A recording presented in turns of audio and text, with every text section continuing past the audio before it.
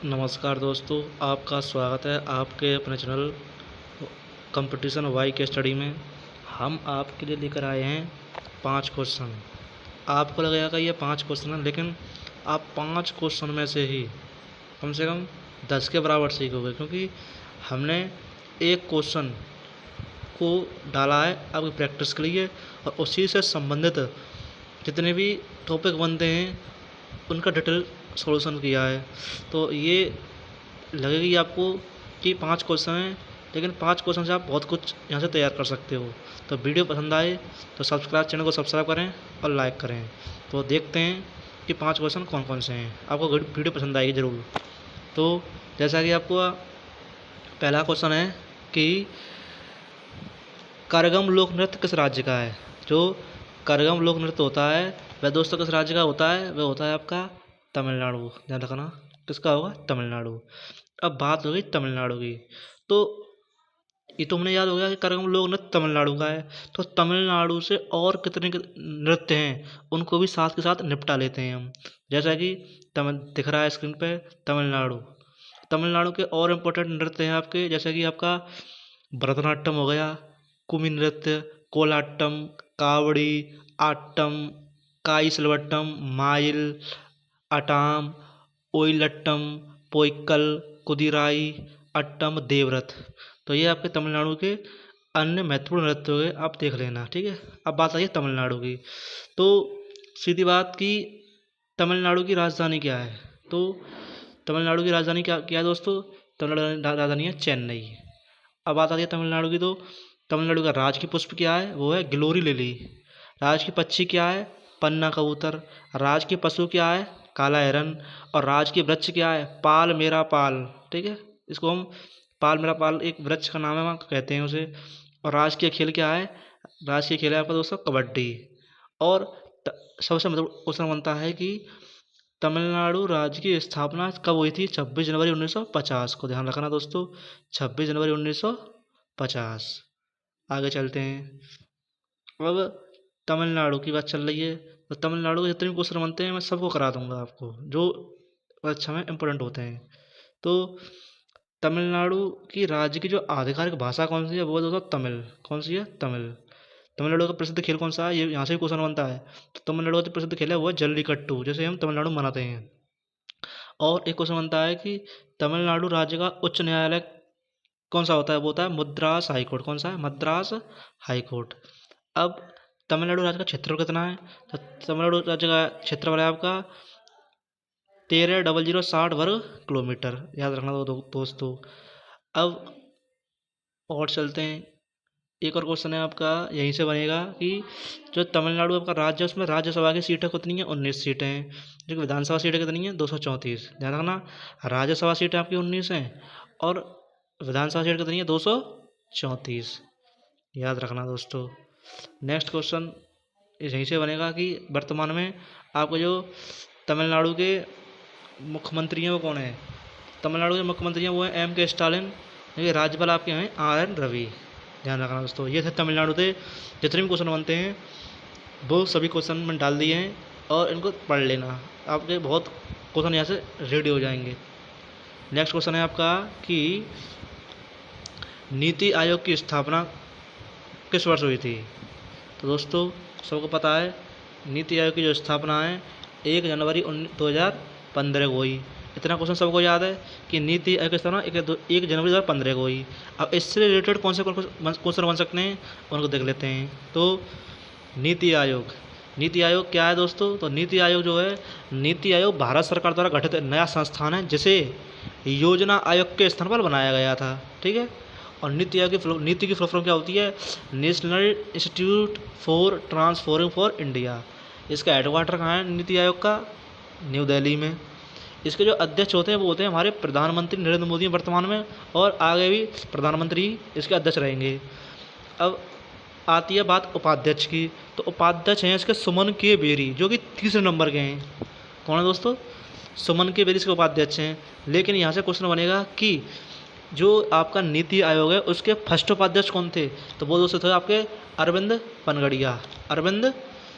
पनगड़िया थे। अब second number बनेगा कि सेकंड कौन बने, तो वो बने आपके दोस्तों राजीव कुमार। सेकंड नंबर पर कौन बने, राजीव कुमार, ध्यान रखना। वर्तमान में उपाध्यक्ष सुमन के बेरिया जो तीसरे नंबर के हैं। पहले नंबर के उपाध्यक्ष थे अरविंद पनगड़िया, दूसरे नंबर के थे राजीव कुमार। आगे चलते हैं। अब बात आती है CEO, तो इसके वर्तमान में CEO कौन है, तो वर्तमान में CEO हैं BVR सुब्रमण्यम, जो भी तीसरे नंबर के हैं। कौन से नंबर के हैं, तीसरे नंबर के। अब CEO में से यहाँ से क्वेश्चन बनेगा कि फर्स्ट CEO कौन थे, तो फर्स्ट CEO थे आपके सिंधु श्री खुल्लर, और सेकंड CEO कौन थे आपके राजीव कुमार। याद रखना दोस्तों, ये थे आपके नीति आयोग से क्वेश्चन।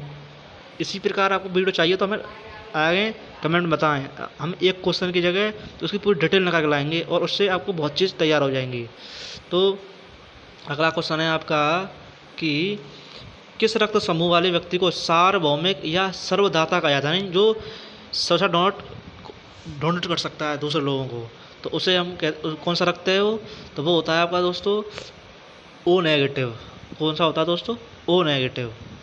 नेक्स्ट इसके बात चलते हैं, बात रक्त समूह की चल रही है, तो इसमें ये कह रहा है कि रक्त समूह, तो रक्त समूह की खोज किसने की थी, ये क्वेश्चन भी बनता है।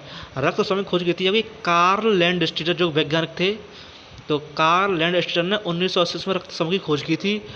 अब मनुष्यों के रक्तों की भिन्नता का मुख्य कारण लाल रक्त कण में पाई जाने वाली ग्लाइकोप्रोटीन है, जिसे हम एंटीजन कहते हैं, ठीक है। और रक्त समूह जो होते हैं 4 होते हैं, जैसे AB और O। 4 रक्त समूह में एंटीजन 2 प्रकार के होते हैं, एंटीजन A और एंटीजन B। और रक्त समूह O को सर्वदाता कहा जाता है क्योंकि इसमें कोई एंटीबॉडी नहीं होता है। ये था आपका, इससे 3 क्वेश्चन बन सकते हैं। तो और ये भी क्वेश्चन बहुत इंपॉर्टेंट है दोस्तों। तो ये क्वेश्चन है आपका कि निम्नलिखित में से किस देश में सार्क सचिवालय का मुख्यालय स्थित है, सार्क। तो सार्क सचिवालय कहाँ स्थित है दोस्तों, वो है आपका दोस्तों नेपाल में। नेपाल की राजधानी काठमांडू में है, ठीक है। तो इससे रिलेटेड फैक्ट देख लेते हैं। तो अब आती है सार्क की, तो सार्क की फुल फॉर्म क्या है, तो सार्क की फुल फॉर्म होती है दोस्तों south Asian association for regional cooperation, ठीक है, जैसे हम हिंदी में क्षेत्रीय सहयोग के लिए दक्षिण एशियाई संघ कहते हैं। अब बात आती है स्थापना की, तो इसकी स्थापना कब हुई, इसकी स्थापना हुई थी 8 दिसंबर 1985। कब हुआ थी सार्क की स्थापना, 8 दिसंबर 1985 में। इसका मुख्यालय कहाँ है दोस्तों, इसका मुख्यालय काठमांडू, जो कि नेपाल में है, मैंने आगे पहले ही बता दिया था। अब बात आई सार्क की, तो सार्क की डिटेल देखते हैं क्या क्या हुआ था। तो दोस्तों सार्क का विचार पहली बार नवंबर 1980 में उठाया गया था। परामर्श के बाद 7 संस्थापक देश थे, उनमें भारत था, भूटान, बांग्लादेश, मालदीव, नेपाल, पाकिस्तान, श्रीलंका के विदेश सचिवों के साथ कोलंबो में अप्रैल 1981 में पहली बैठक हुई थी। ध्यान रखना, पहली बैठक 1981 में हुई थी, ठीक है। और इसका जो परामर्श कदम उठाया गया था वो 1980 में उठाया गया था, इसको ध्यान रखना। बैठक 1981 में और पहला कदम 1980 में उठाया गया था, ठीक है। और ये 2 देश थे संस्थापक, उनको याद रखना, एक भारत था आपका, दूसरा बांग्लादेश, भूटान, बांग्लादेश, मालदीव, नेपाल, पाकिस्तान, श्रीलंका। अब बात आती है, पहली बैठक तो हो गई, अब उसके बाद क्या हुआ कि 2005 में 13वां शिखर सम्मेलन हुआ। तो 2005 में जो 13वां शिखर सम्मेलन हुआ, उसमें अफगानिस्तान सार्क का सबसे नया सदस्य बना है। क्वेश्चन बनेगा कि सार्क का सबसे नया सदस्य देश कौन सा है, तो वो है दोस्तों आपका अफगानिस्तान, जो कि 2005 में 13वें शिखर सम्मेलन में सदस्य बना। अब आता है ये बात कि वर्तमान में सार्क के कितने देश शामिल हैं, तो वर्तमान में दोस्तों आपके वर्तमान में सार्क के 9 परिवर्तित देश शामिल हैं इसमें, जैसे कि पहला है आपका ऑस्ट्रेलिया, दूसरा चीन, तीसरा यूरोपीय संघ, चौथा ईरान, 5वां जापान, 6वां दक्षिण कोरिया, 7वां मॉरिशस, 8वां म्यांमार, 9वां संयुक्त राज्य अमेरिका। याद रखना दोस्तों। और सार्क का 19वां शिखर सम्मेलन 15 से 16 नवंबर को इस्लामाबाद पाकिस्तान में संपन्न हुआ था, ठीक है, ठीक है। नेक्स्ट क्वेश्चन चलते हैं, जो कि लास्ट क्वेश्चन है आपका, इसे भी देख लेते हैं। तो ये क्वेश्चन है कि इंडिया गेट का डिज़ाइन किसने तैयार किया था, तो ये तो सबका पता होगी।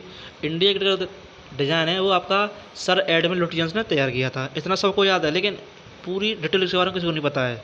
तो क्या हुआ था क्या नहीं हुआ था, तो इसके बारे में पढ़ते हैं।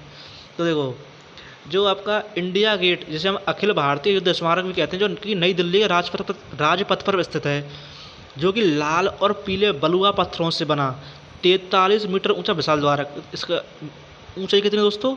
43 मीटर। और जिसका डिजाइन सर एडमंड लुटियंस ने तैयार किया था, जिसे सन 1931 में बनवाया गया था। मूल रूप से इस स्मारक का निर्माण अंग्रेज शासकों द्वारा कुल 90,000 भारतीय सैनिकों की स्मृति में बनवाया गया था। क्यों किया गया था? क्योंकि जो कि हमारे ब्रिटिश सेना में जितने भी हमारे सैनिक इंडिया के जो भर्ती थे प्रथम विश्व युद्ध के दौरान और अफगान युद्ध में शहीद हो गए थे, उनकी याद में बनवाया गया था ये आपका इंडिया गेट। तो ये थे आपके क्वेश्चन दोस्तों 5। अगर आपको यहाँ से भी कुछ सीखने को मिला हो तो हमें और वीडियो बनाने के लिए प्रेरित करें और कमेंट में जवाब दें कि ऐसी वीडियो और चाहिए क्या। धन्यवाद दोस्तों, नमस्कार।